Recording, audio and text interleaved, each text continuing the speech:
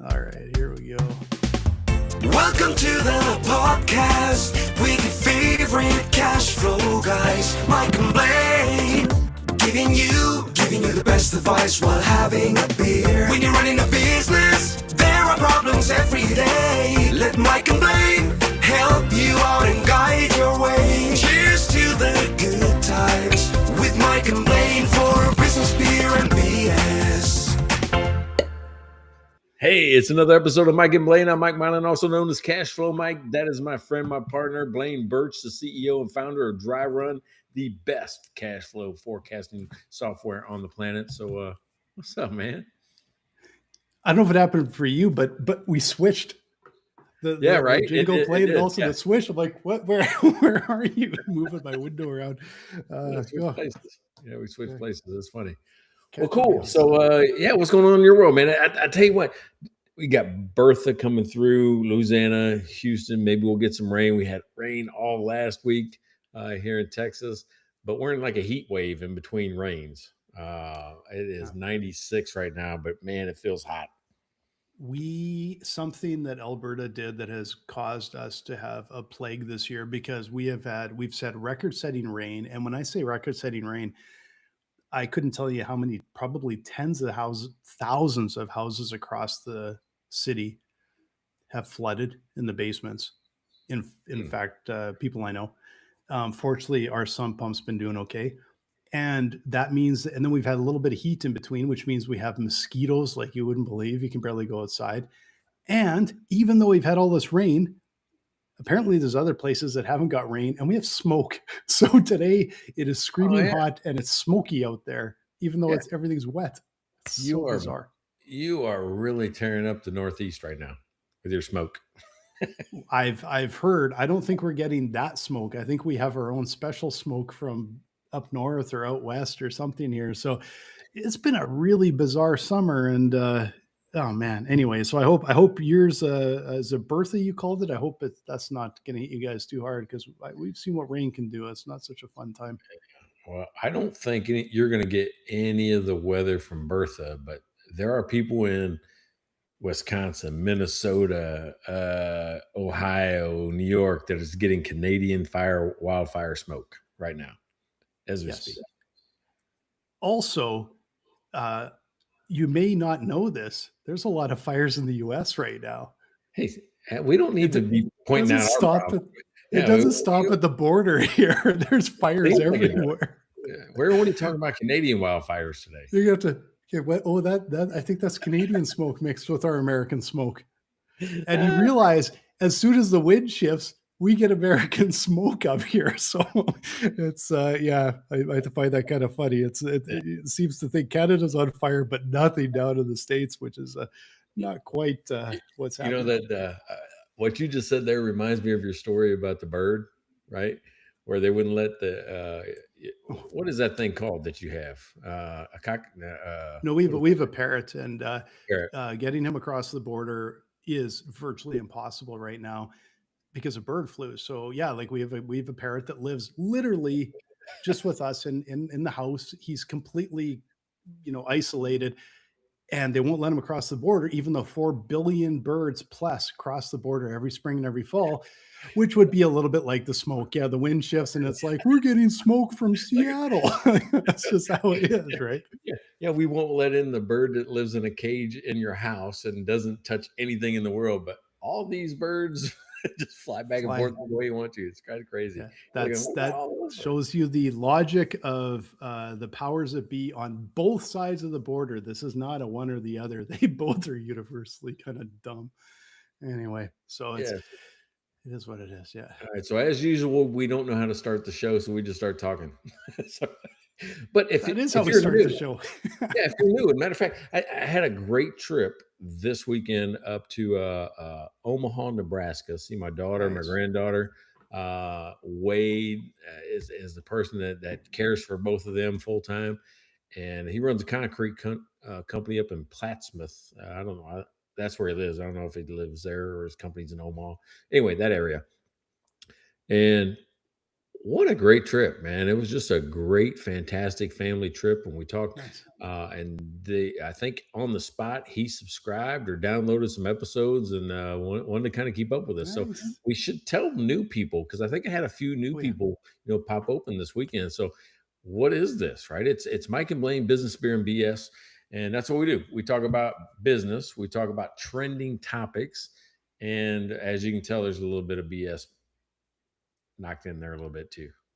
And we're gonna just dive into our beer because every week, if you're new here, well, first of all, I got to mention we have beer sponsors. You can sponsor the episode. $5 an episode. Go to mikeandblaine.com. You can buy us a beer. You can sponsor one episode. You can go on. We actually have a subscriber that supports us every single month, and we also have ones that just bought a whole bunch of beers, and we're going to mention them every episode for the rest of the year. So you definitely can do that. And we're going to mention them right away. But we also always like to talk about some of our local breweries. So who are you? What are you drinking today, and who made it? Hey, you're going to be a little disappointed, but these things have been teasing me. You ever just see something on the shelf and you're like, going, "Yeah, I just got to try it."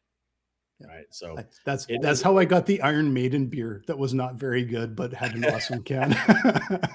yeah. But it's the Voodoo Ranger series, right, from New Love Voodoo Belgium. Ranger. Yeah, it's good stuff. And but it's called Tropic Force. It's a tropical IPA, right? Oh, It's a sweet. tropical. But so you got to just love the Voodoo Ranger series, right, from New I love Belgium. it. Some people know New Belgium for Fat Tire, but they have another series that's fantastic. And I just Yeah. wanted the tropical IPA. I want to try check it out. Oh, and their Voodoo Ranger. I have bought, I bet you, a half a dozen different Voodoo Rangers. The same thing because their cans are so cool. I Yeah. can't. And it's good beer. They make a really terrific beer. So yeah, that is a good pick, man. I applaud you on that one. Now, me, I'm a little embarrassed to say that I didn't go get new beer this week, so I'm just the same stuff that I had in the fridge last week. I had a bunch of these. But I love these guys. Irrational Brewing in Edmonton, and it is the West Coast Pilsner. Um, I love Irrational. We go there quite often. It's just one of our favorite breweries in town, and so yeah. Also want to plug them, of course, for sure too. There you go. And here's who we can thank for our beers this week. I mean, first of all, you got our subscriber, right? I mean, we Mhm. have one subscriber. Most people just pay for the whole year, but this guy, he went all in. Like every month, Mhm. just deduct money right out of my account. It's $5 an episode. It's not that big a deal. He's all in on family. He's part of my family. His name is Trey. And man, I appreciate you. Thanks for being a great sponsor. And hey, we got a big first year of college because he and I share a daughter. We're gonna go put her through college starting in about 3-4 weeks. We need more beer sponsors, everybody. Pony up. Right? I'm gonna take Takes a lot of $5 beer.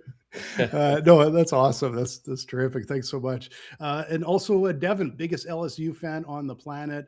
Love Devin, and he's our Netflix superstar. He actually was on Netflix, Devin, because he is such a big fan of LSU and also works at LSU. So thanks again, Devin. Appreciate it.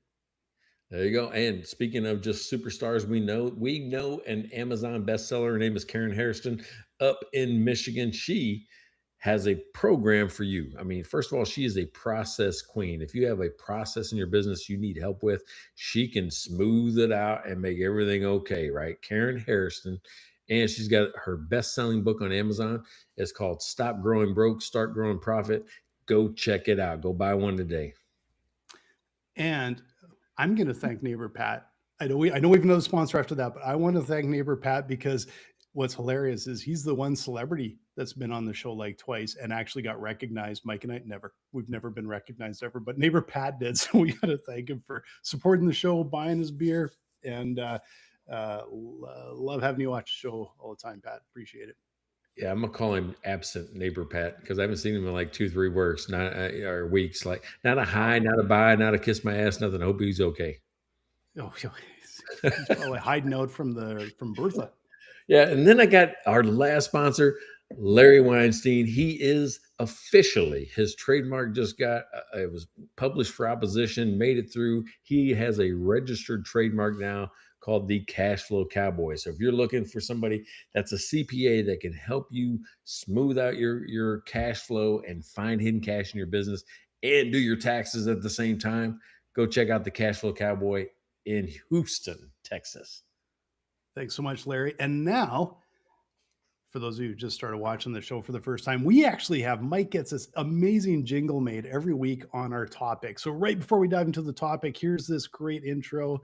Give you a little teaser of what we're doing.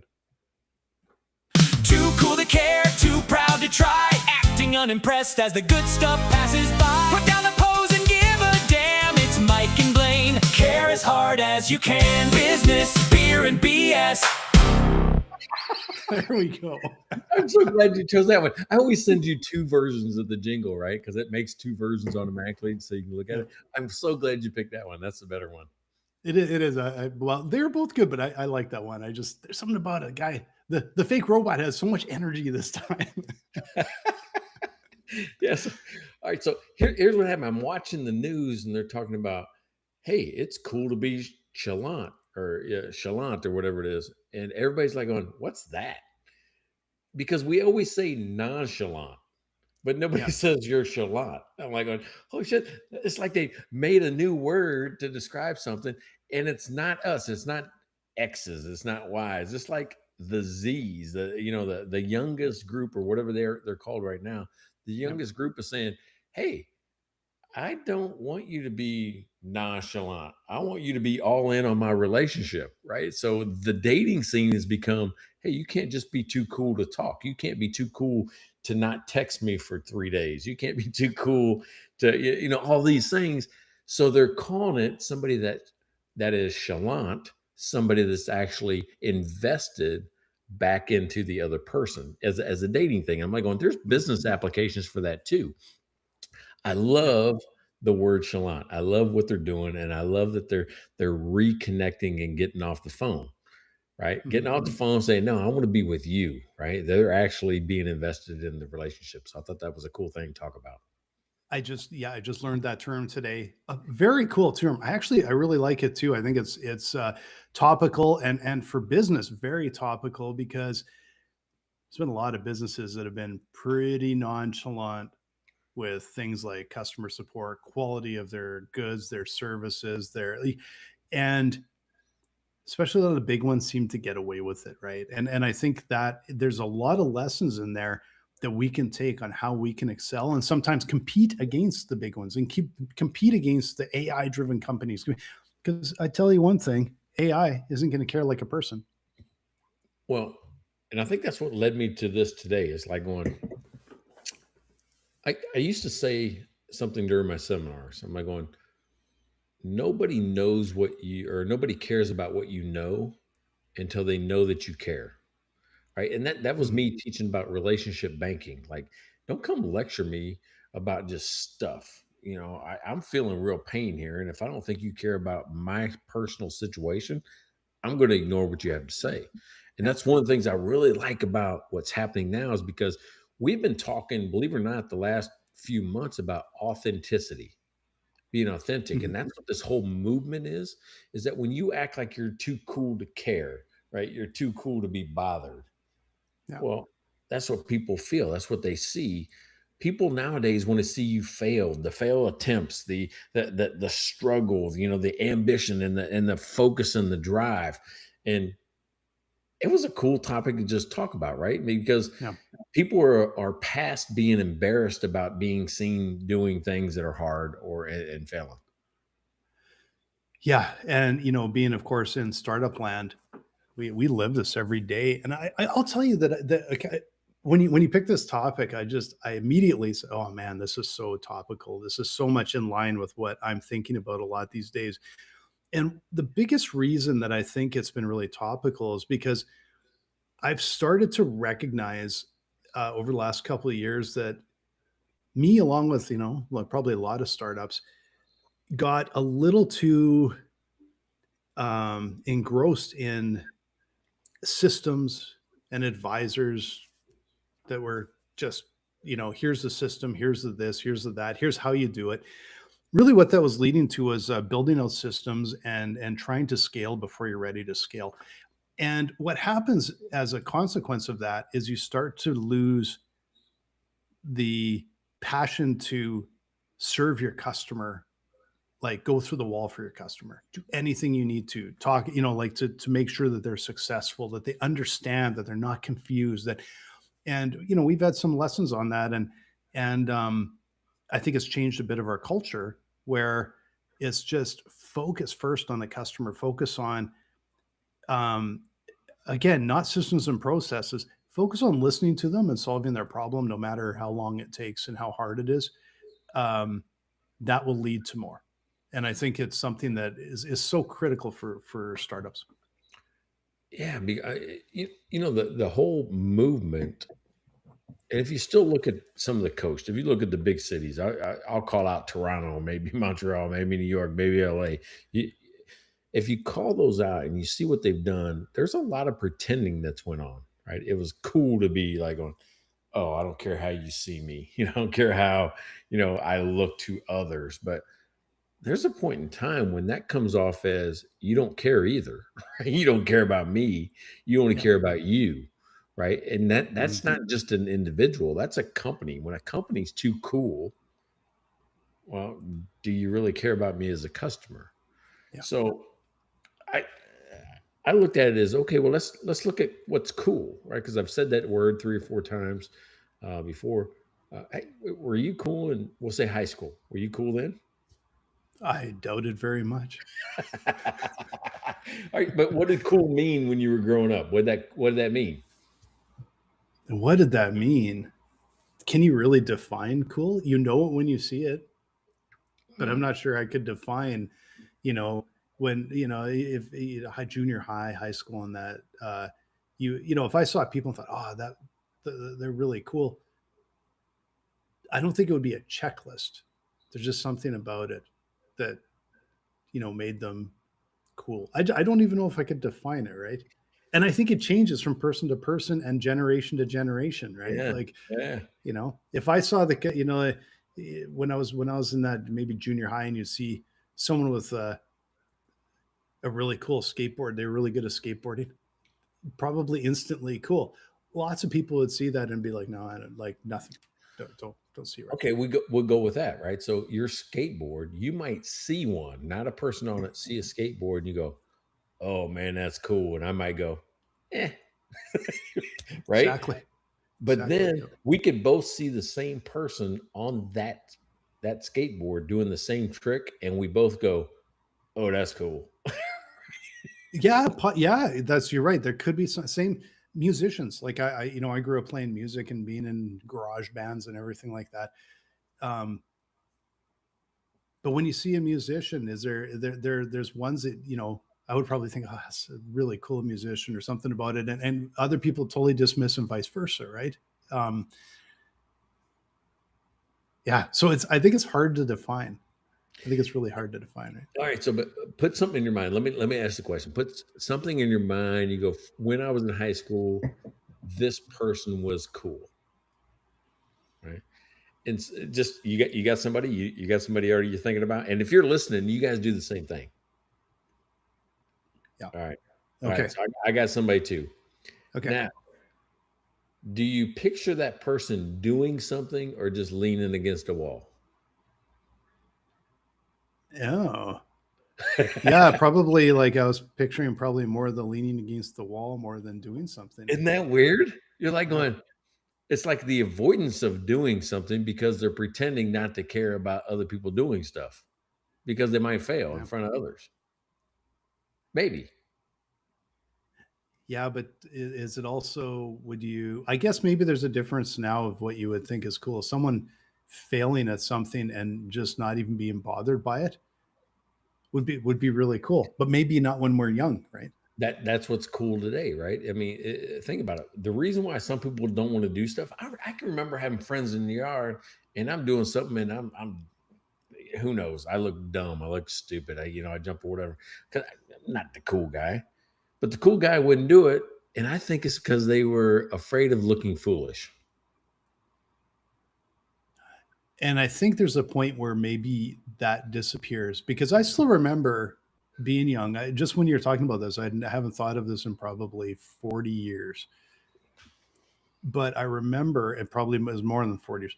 I remember my dad mowing the lawn, and he had this tight red T-shirt on that said "Super Dad" on the front, and cut off jeans and black socks Yeah. and shoes. Still not cool. Was not cool, but Still I not I cool. I get that now because I'm like, I just don't care, and I don't know if I would really even think about it mowing the lawn. I don't need it like where would I want to wear mow the lawn, you know? So is there some point where it's just like you just don't care anymore, right? Yeah. And well, and what happened is that we'll say the internet kind of changed everything about it. Because before that, you could have people that tried and failed versus people that just wouldn't try, right? And we think, well, the person that doesn't do anything isn't cool or is Yeah. cool. And the person that tries and fails isn't cool because he looks dumb when he fails. But the internet, I think, has changed that significantly, which is we have had the opportunity to see people achieve perfection because they can edit videos and things like that, but you don't see the Mhm. struggle. And it was Yeah. done on purpose. It was done on Yeah. purpose to see the perfection, not the struggle. Yeah. I Oh mean, yeah. All those skateboard videos you see now, and I watch them, and I'm saying like, oh man, that's amazing. There was a time. This is really interesting because I have noticed this. There was a time where you would see these absolutely unbelievable tricks, and it just they make it look so easy and so painless, right? mhm. But you don't see all the times that they fail. But I have noticed recently that sometimes when I'm watching a video, you see these guys like wipe it out, smashing their face, doing this, and they'll show like 5, 6 times or whatever, and then they'll show them landing the trick. I never used to see that, but when you mention it now, I'm like, that's what people kind of what they want to see. They see a little bit of the struggle and the hard part, right? Yeah, I mean that's the authentic, and that's all right. So that's what caught my attention when I heard them talking about this chalant on the news. Yeah. And it was an interesting twist on dating. I know business and dating. I mean, it's kind of related. We can probably relate it as it's still a relationship. Mhm. But what they were saying is that we always talk about red flags. Oh, it's a red flag if they do this or that or this the other. They Mhm. say being chalant is one of the greenest flags you can have today in the young dating world. Mm. And the reason for that is because everybody that was nonchalant was detached. They were unconcerned with everything. They were too cool to chase. Every book you ever read as a kid, me and you in the 70s and 80s, every movie we saw, there was somebody chasing somebody else. They were interested, right? Yeah. And now that's what's considered cool again is that you actually, if you show effort like we did, try to get Heather, try to get Courtney, but Mm. that's the only way I know how to, get a girl's chase. Give it effort. Yeah. Show open interest. Show that you're interested. Show that you're intentional. Show that you're willing to go that extra little step. And I'm like going, damn, that's exactly what we should be doing in business as well. Yeah. 100% agree because it's so easy to turn things into a commodity, and it's so easy to turn people into prospects or numbers rather than actually just people. And you and I know that like business is done people to people, and relationships matter. Maybe Yeah. not a small when it actually is a small commodity transaction, um, but a lot of it matters. And that's interesting we were talking about this because I'm thinking about as you reach out to different people that tell about your services or whatever. There are so many things that I think they're seen as red flags, but that's always a moving target. And I'm always trying to figure out, well, how do I stand out? How do I be authentic so that they actually believe me, and it's believe in it, believe it's a real person reaching out to them. How do we do that? How do we do that and um, make it sound sincere and real when everyone's inundated with robots all the time, right? Yeah. What's funny is that you and I both use robots in different ways that we do it. Mhm. But I'm using it right now. But what I'll do is I'll take the robot for the automation. We'll say LinkedIn. and I'll change the words to me, right? Mhm. I don't let the robot think for me, but I do let it help me think, Yes. Yeah. right? Like I do a lot of brainstorming Yeah. with the bots because it has so much information, and I can ask it and I can bounce ideas. And what I'm literally doing is, well, what are other people doing? What are leaders in the area doing? What is this? What is that? Um, but ultimately, it's still me that's coming out in the end. But they can be amazingly powerful. But what I won't do is just go, um, just go do everything on your own, write stuff, answer all of that, because I'm like, I don't trust that stuff. Maybe eventually, but I don't trust that. It's because you would have to do almost do like train it and get it immersed in your culture. Well, I I think there's places where it works, right? business today runs at the speed of the internet, right? Yeah. And you got to remember, when you and I were kids, embarrassment had an expiration date on most things, Yes. which means we could Yeah. do something dumb and people would forget about it. Hopefully, by a week, if you did something really dumb, it still comes up at your 30-year reunion. Yeah. you know, but Yeah. but there's an expiration date where people weren't thinking about it. Like, Yeah. let me ask you this: if we had cell phone cameras like they do today, would you have lived your teenage life different? Oh yes, I'm sure I would have, right? Because you would feel like you're under surveillance Yeah. all of the time. And it's not like we got into like any serious trouble, but we were often in a little bit of trouble, right? Like we were often just kind of, but it was actually less than that, because that's not the stuff that people post online. It's catching people in embarrassing situations. And I think that is so damaging. And I think there's a massive lack of respect, I think, today, which I think where I find very, very concerning and very disturbing. Um, because boy, people are quick to pick up. I think Mm, people are quicker to pick up the phone than to actually help you with anything, right?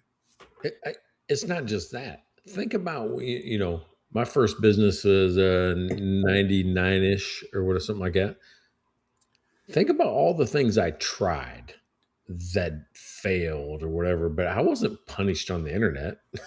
I Yeah, wasn't, beat up with reviews and stars and those type of things, yeah, right? I mean, I could try something now. People avoid just trying a new idea, even if it's like partially finished, but you're just testing it out, right? yeah, Or, anything, volunteering for a new responsibility because your fear of, I've never done it before. So you're going to be judged because you're supposed to be the expert or something like that.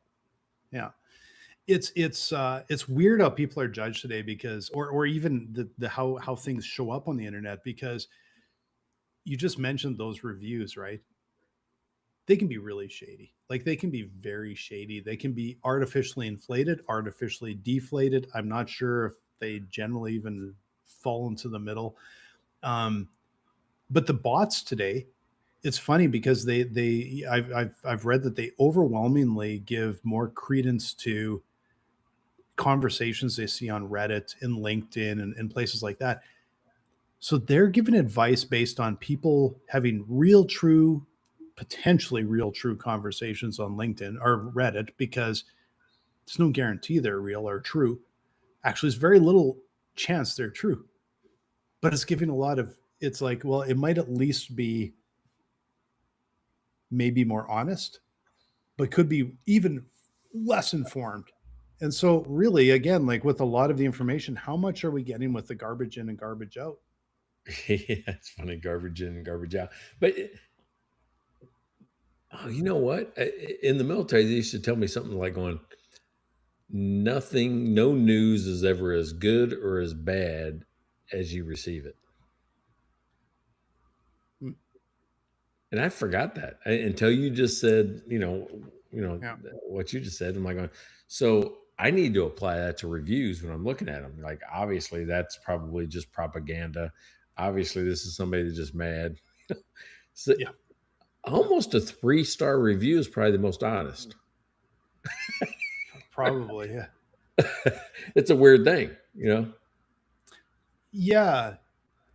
Actually, no, I'm gonna sort of throw a counter in there. I think we have. I'm pretty sure it's a 3-star review on one of the platforms, and one of my staff knew who it was, and it was complete and utter bullshit. And I'm still mad about it 6, 7 years later because 6, 7. it six yeah, approximately. Um, So but it is probably the least honest one. It just pisses me off. It's like I just know that one's bullshit. There might even be like we got good reviews. Maybe there's even a worse review in there, but at least it might be like, yeah, no, we dropped the ball with that one. That one's just bullshit, and it makes me so mad when I hear about that. But it's interesting because there's has been this erosion of trust, and that's where this authenticity comes in. But it's more than authenticity. How do you verify and how do you trust people? How do you trust businesses when it's really hard to trust information? Yeah, so I mean, to me, I'm like going to me the new cool when we talk about authentic is I want to see you trying. I've been trying to do that. If I got members right now that are listening to this podcast, I hope that they would say he is transparent in his failures as he is successes. And Yeah, I give credit. Am I going, oh, Gene came up with this, or Larry did that. Like, I think trying is the new cool. Not just succeeding, trying the right. thing that you're willing to put yourself out there, that you're willing to take that chance, that you're willing to show the journey with others, because everybody thinks you're a success. Well, the old cliche, oh, I'm a 10-year overnight success. Yeah, Yeah, yeah. because I've been It's failing for 10 years, and all of a sudden it clicked. all of a sudden it clicks, and it's it's rarely not even an all in this all of a sudden. It's 10 years of like a friend of mine said. Some days you don't get punched in the face, right? Like I've said that before in this show. Yeah.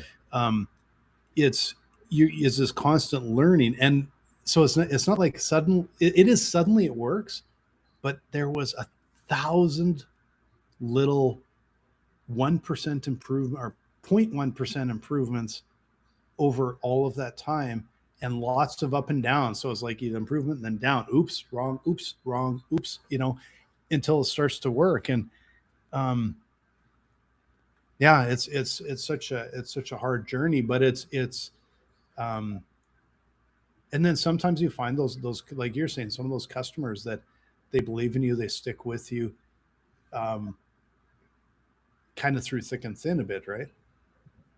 Oh, I see that every day, right? I mean, on some things that who knows, anybody else might have just quit and says I'm gonna cancel or leave the service. They just stay, even before the internet, even before software, hotel staffing. There might have been mistakes that we made as a staff, Mhm. but the person stayed because they knew that I would address it. Yeah, Right? yeah, A service, they could get a better service, not a better service. They never get a better service, but they could get a different service. yeah, It's just a different set of problems. They always trusted me to fix it. yeah. And that's one of the things that we see. We see every once in a while, like you and I've talked about on the show lots of times. One of the biggest things is like you have your sort of support acronym, but number one to me is reach out right away, like be fast in, It's like you say, aura.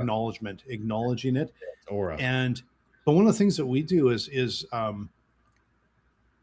we oftentimes will dig really deep on answering a question. And in fact, we had one earlier today, and it was kind of a weird one because they were confused about something which is not their fault whatsoever. It's some of the stuff on the setup can be a little bit tricky because you just got to get a setup right and everything. That's just how it is. It's and they were a little bit confused there. But then on top of it, they had an error on this one refresh, which is a kind of an edge case one. I don't know where it came from, and it's really going to be hard for us to diagnose because it shows up so rarely. But of course, in their mind, this all went together. This didn't work, so this is the result. But then we got back to him really quick. But we took our time and we crafted a response. We could say, okay, two different things. Thanks for letting us know about this one. We're gonna try and track that down. It's kind of a weird one, but we're gonna try and track it down. But this is unrelated, and this is literally just a setting thing, and this is why. And he wrote back right away and was really like, wow, thanks so much. And I realize now that yeah, like I get it, I get what I did, kind of thing, right? Yeah. And and it was interesting because at first we're like, you feel so bad, like, oh no, they're struggling, they're confused, this is, take it so close, like so much to heart. It was really nice to see a response where they appreciated, they could see they could see the effort we put in. They appreciated the effort and the detail and the attention to them and the attention to detail. Flipped it the other way, where I think they really were on our side after that. Oh, dude, that's really interesting because I think we as businesses hide the effort, hide the labor behind it. Yeah. Think about maybe the hours, the time, or whatever you spent. All they saw was the return email. Here's the Mm. result of Yep. all the stuff we did. Right? So think Yep. about that. I wonder if there's an application case for not to every customer, but maybe on your social media feed to say, here's the level of detail and the stuff that we do. And maybe you put a montage of research this, do that, think about this, show them the connection for just a use case. So people see the level of care and detail you put into every single request. Yeah. Yeah. Yeah. And I don't know how. It's a good call. Like, I'll have to think on that, because I think that's something that you want to pull back the curtain on, so that like I brought this up. I think this was probably maybe last summer, but I do want to bring it up again because um, when I brought my car in to get an oil change, I think it was last summer, there was, and I can't for the life of me remember what they did wrong, but they did something wrong, and the car, uh, when there was too much pressure, something burst, oil was shooting out. I managed to get it home into the garage. That's about as far as I got it. Dumped oil on the floor, and so I didn't really want to leave it there. Um, called the shop, and they went so far overboard to fix it that what was kind of a really bad experience turned into something where when it was all done, I'm such an advocate of them, because they sent people out. They worked on the car in my garage, got it Yeah. to the point where they could take it back to the shop. They took it back. They got me a loaner that they dropped off. They cleaned my garage floor. They cleaned my car from top to bottom, even after they had fixed it inside and out. All the oil that was spraying everywhere, inside the engine bay. They even cleaned the inside of the car. They went absolutely overboard. Returned my car. Took the loaner back. Um, like that said a lot to me, because it was like those guys like really stood behind what they do. And yeah, that would be an interesting story that you would like to see online, right? Like, you actually watch, well, we screwed up here, but look what we did to fix it. Now, see, they just did it and didn't post it. That's kind of a cool No. thing. Yeah. Right? That's the cool you don't see. Yeah. Here's the thing, because if you start posting all of that stuff, that's what I'm saying. You do an example. Then it looks, then it doesn't look legit, going, right? look how cool I am. Look at how hard I try, right? Yeah. As a business. Yeah. So they almost have to rely on their customers to share that story without them knowing it. But then it's still probably going to look fake, to be honest. Yeah. I mean, what's funny is that we have celebrated effortless for so long that when people show effort, it seems like they're bragging. Yeah. Yes. Kind of sad, isn't it? That's a crazy thing to think about. You're like, going, oh, yeah, of course. We all work that hard. We just don't tell others. Yep. Yep. Right. That's crazy.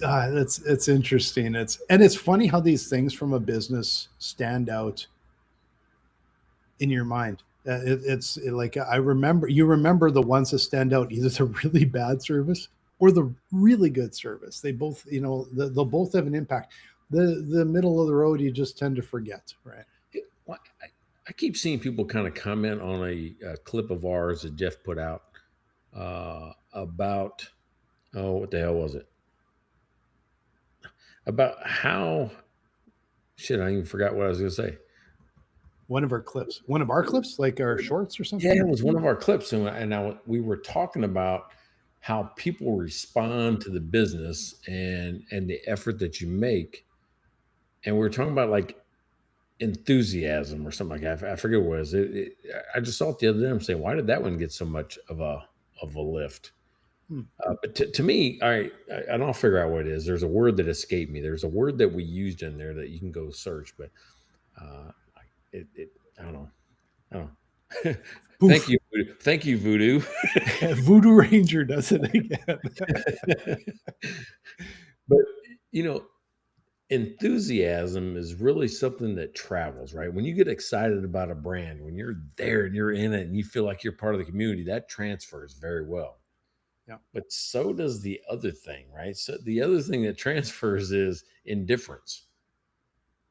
Yeah. So if I'm pushing you off or putting you down or making you feel insignificant, that travels the same way. And when you talk about customers, telling others what we know, and we've talked about this, where only 3% of the people have a problem actually tell you. The other 97% tell everybody else. Yeah, Right. exactly. Yeah, that's exactly it. Yeah. It's yeah, I'm going to give a bit of an example here because it's interesting that both of them stick in my mind, and it's the same business.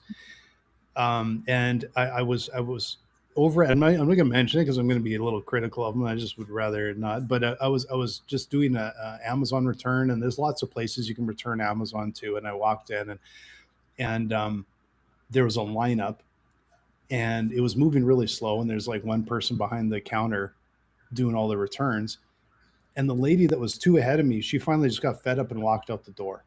Mm. But right beside the counter, I could see into this. There's a side room right there with a big window and the door wide open, and there's like a half a dozen people leaning back, leaning on stuff, talking, chatting away, doing nothing. And there's people walking Yeah. around the shop.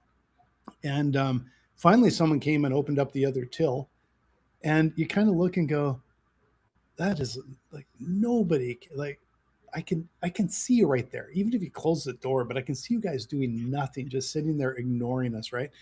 Now, the reason I want to flip this is because that stands out in my mind. um, Same business, different city, down in Scottsdale, but same business. And I went in to do went in to do some photocopying, and one of their staff members walked up and said, "Well, can I help you?" And I said, "I just want to do some photocopy. Like I've done it a million times, or print something. I wanted to print something. I got my little memory star, or my phone. I can't remember how you do it, but I've done it a million times." This guy, I kid you not, I swear, he's almost like, "Hold on, everybody, coming through. This guy's got a print." There's almost no one else in the store, but that's how excited this guy was. And Yeah. he walked me over and he briefed me on the whole thing. It was like maybe it was his first day at work, but he was really excited and really engaged. Yeah. And I also remember that. And I remember like, wow, if they could fill their store up with people like that, they would, just be amazing sales. Yeah. Or he's making fun of you. Hold on, Or that. everybody. Let's stop at all everybody else's problems. It's because this guy's got a print. Yeah, no, I get what you're saying, but no, he was dialed in and helped me. Yeah. Are, Because if are, you would have been sarcastic, I probably would have started laughing. But are, it was pretty what you amazing. describe as leadership, right? And I think as a leader, you got to give your employees permission to care. Yeah, That's all he did. He showed care. yeah, that he cared. In any Exactly. form that he gave you. I don't know if it was sarcastic or if he was legitimate, just having fun with his job. But he Yeah, he felt like he had the permission to do that. Yeah, yeah, and no, he was having fun. He was excited. He really enjoyed his job, and you know what? I always talk about the different type of staff that you see at different breweries. That's one of those things that I kind of notice, and universally, the staff seem to usually be pretty good, but there are places that like we go repeatedly, and a big part of it is because of the staff, because they care and they care about the people and they're so friendly. They remember you. They are a huge part of the experience. And then there's other places where they're fine.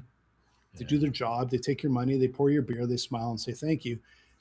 But it just kind of takes the, like you're talking, the energy, the excitement, the it just, it kind of sucks a little bit of the, I shouldn't say it sucks anything out. It just doesn't add anything. It just sort of stays flat. But you could have staff that can actually like elevate it and really drive that yeah. traffic. And Hey, speaking of that, have you ever been like disappointed or frustrated when you were ready to spend money? I just need somebody to answer this question. And you send into their support channels or their sales email or whatever it is. Hey, ready to buy. Just want to know this thing before I do. And they don't get back to you yeah, for days. yeah. The Within that, short answer is yes, because as soon as you say that, I can immediately feel it, feel the frustration. I've absolutely been yeah, through. I can't think of an exact credit card in example of hand, that, ready to go. but yeah, I absolutely can feel it, and I can also, I know I've walked out of stores before. I know I've definitely left websites and that, but I know I've walked out of stores before and just went, I'll go somewhere else. I'll drive further down the road just because I'm a little annoyed that I can't get this answer or Yeah. whatever. See, that's where I would take an AI answer. Mhm. Read my email and says, "Oh," and spits back whatever answer that they have for that type of issue. It's not Yeah, new. If I'm asking a question, chances are they've already had it asked somewhere, or they already know how to do it. Train yeah, AI to respond instantly, and people go, "Oh, that makes sense." Bye. yep, You probably increase sales 20, 30, 40, 50% just by yeah, that. yeah, yeah. Well, and I think that's one of the areas where you're seeing like massive increases of use is in that customer support through AI, because it's also something that it can tend to be fairly good at because it can be trained. Like it can be trained with so much information that it can be generally pretty good at the basics. But boy, the second it can't answer something and then it starts to put you in the loop, Yeah. that's where it can get so frustrating because there's things it simply cannot do. And the flip side is it better get you to a person right away or you're gone, right? Hey, the first business I built, janitorial company, I got most of my first jobs because I answered the phone. People weren't Yeah. looking for anybody else. They'd call two or three other people and say, "We'll try this one." Answer the phone, and then went and bit it. Interesting. Yeah. And now, That's really interesting. Yeah. now nobody answers the phone. No. I don't either. Yeah, I'm going to tell you, I don't rarely. If you call my public number, the one on Google, I rarely answer it because it's always garbage. Oh yeah. Yeah. Yeah, everybody that's legit is contacting me through an email or contact us form. Yeah. We have like a 1-800 or 1-8 whatever number. I don't think anyone uses it. And basically it's going to go straight to voicemail and then we'll get back to you for the very rare one that's actually legit, but you're just not answering because it's all junk, All and you junk. can't see it beforehand really. I haven't answered my cell phone for uh, a call that didn't show up in my contacts list, like, or like a person that I obviously knew who it was, um, in years, like years. I'll because frankly, there's very few. You, a couple of my other friends, Yeah. my parents and in-laws. That's literally it. And my wife. The phone. Those are the only phone calls I ever get that are actually real, unless the very odd time it's like a cable support. I know they're gonna, cable company, or I know they're gonna phone. They tell me we're gonna phone in 10 minutes, and I have to shut off all the call blocking things for that time. Just I don't do got it. I got one of the first phone calls I ever got from neighbor Breger yesterday. He says, "Hey, you want to meet at the bar?" What? Yeah. Are you kidding me? And he was coming from downtown. I'm up here, so there's some places in the middle, and we just met. It was the first time that we had just been together as two guys, and we've been friends for 5 years now, 5, 6 years. He Yeah, lives just right down the street, 3 houses. yeah, And first time he called me out. But you know what? When he texted, I answered. yeah, yeah. Yeah. That's yeah. I it was funny. Last week I had a friend of mine call, and I was in a meeting when he called, and so I got out of the meeting. I know my phone was buzzing, but it's almost always junk. Actually, most of the junk doesn't get through to me though. Like it gets blocked before it ever gets to me. Yeah. So I check and I said, oh, a friend of mine called. So I called him back, say, hey, what's up? He says, hey, remember that burger place you were saying that had really good burgers? I was trying to remember what place that was. And I said, oh, yeah, okay. And they says, but I just remembered. And I said, well, last time I was there, the burgers weren't quite as good as they were before. So I don't know if it was just that night or not. And he just goes, oh, just ordered. He was already there and had already ordered. So I was trying to give him, well, you might not want to go there. But then he said it was actually pretty good, but I felt kind of bad. It's like, well, we just ordered. Yeah. Sorry. Anyway, that's good. So here's something I thought about when they were talking about chalant and dating. The thing that went through my mind was one statement, you know, because what they're talking about is people that were playing hard to get. Right? Mm, You've heard that, right? That's what nonchalant is. I'm playing hard to get. mm, yeah. And I'm like going, man, that's a terrible customer acquisition strategy. Like, I'm not going to attract Very any terrible. customer that way. Why would I think I'm going to attract a mate? It's Yeah, I'm like, exactly. holy shit, we're starting to correct all this. Right? That we go back to caring. We go back to, actually thinking about and responding to and being interested in the customer. Yeah. Isn't that a weird? That's a weird, like, oh my God, it's a full circle moment from dating to business. Yeah. Well, and it's always seen as such a good thing that when businesses are really busy, and it is to a large degree.